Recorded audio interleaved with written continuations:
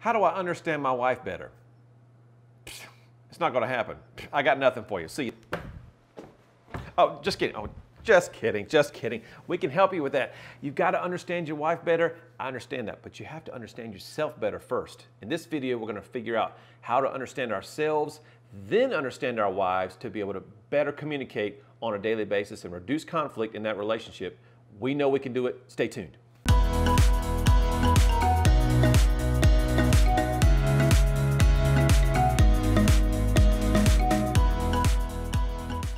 To understand our wife better, to understand your wife better, you've got to understand yourself first. Self-awareness is key. If you haven't checked out our videos on the DISC of the DISC model of human behavior, you'll find them in the description down below. Go check those out before you come and watch the rest of this video, because that's going to be the methodology we're using. And if you don't have that, you're going to have nothing. If you watch those videos, you know that there are 4 types of temperament, and everyone's personality and identity are blended in with this temperament and culture and where you were raised and how you were raised and who your parents were and religious beliefs and all those kinds of good things. So we've got to first understand ourselves before we can understand our spouses. So let's talk about this mentality of being outgoing versus reserved. I can divide the world into those 2 kinds of groups of people, and neither one of them is bad. They're all good. It depends on who you are. So outgoing folks, fast-paced, going all the time, enthusiastic, responsive to everything and everyone, going a mile a minute. I mean, they're chugging 5-hour energies like it's Squanah style. Woo-hoo-hoo! They're just really inspiring and going crazy. Let's catch our breath for those reserved types, shall we? A little more low-key, slower to get started in projects and things like that. They're about getting things right the first time, and they're taking their time when they're getting things done. So when we're talking about understanding our wives, you have to understand, is she an outgoing person or is she reserved? Because that's going to dictate what she likes to do and the things that she doesn't like to do and sort of how she gets her energy. But then you have to ask yourself, well, is your wife a people-oriented person or is she a task-oriented person? If she's people-oriented, she's in touch with her feelings and emotions and relationships and other people's feelings and emotions. But if she's task-oriented, she's about process and purpose and form and function and really getting things done from an organized perspective. So in looking at that, we can talk about, oh man, well, I sort of kind of know my wife may be a little bit of a blend of those 2 things, or she may be really one or the other. And so that's important to know, because if we're going on vacation or we're going to a restaurant or whatever, that's going to dictate how we understand each other. So let me give you an example.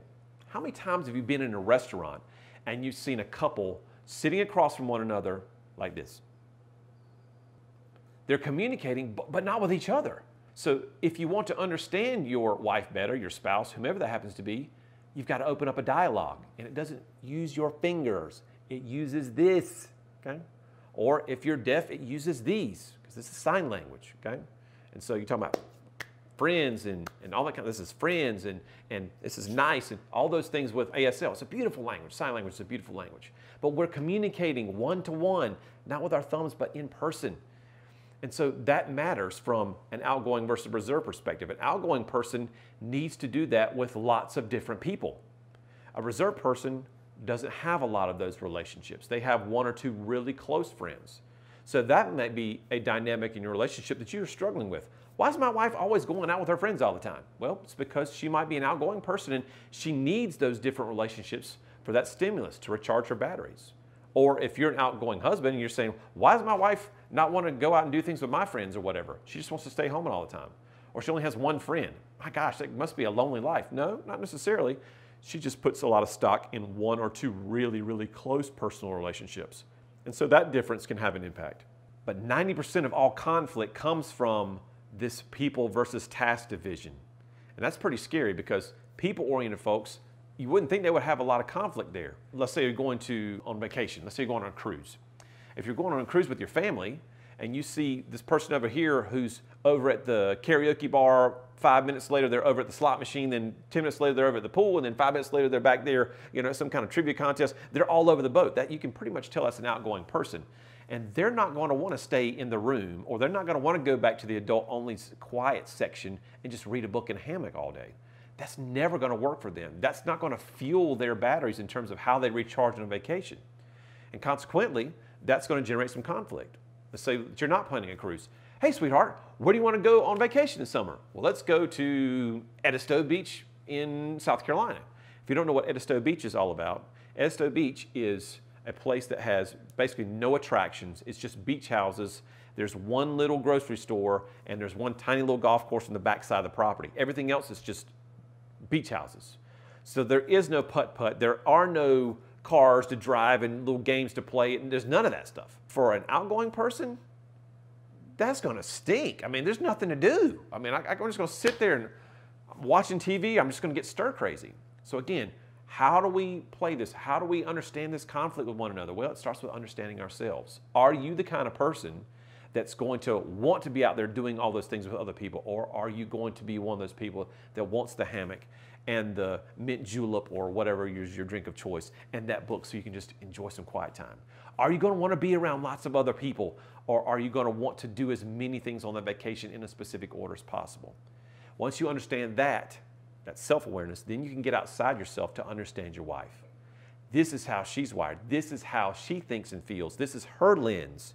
So I understand myself, then I understand others, then I can meet her where she is and adapt my behavior to hers so that we can understand each other better. So now that I understand this dynamic of back and forth of understanding myself and others, if I want to do my part, I've got to really understand myself. And it's not just, oh, I heard Alex talking about DISC and I think I'm sort of a D.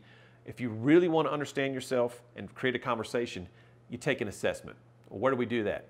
In the description below, I've got a link to the store. We've got all kinds of assessments there, basic assessments all the way out to 50-page assessments that are $99, and they're just crazy wild information. But to get a conversation started, and that's what we want to do here to understand your wife better, have an assessment. You take that assessment, it gives you a 6-page document. It tells you your strengths, the characteristics that describe you personally.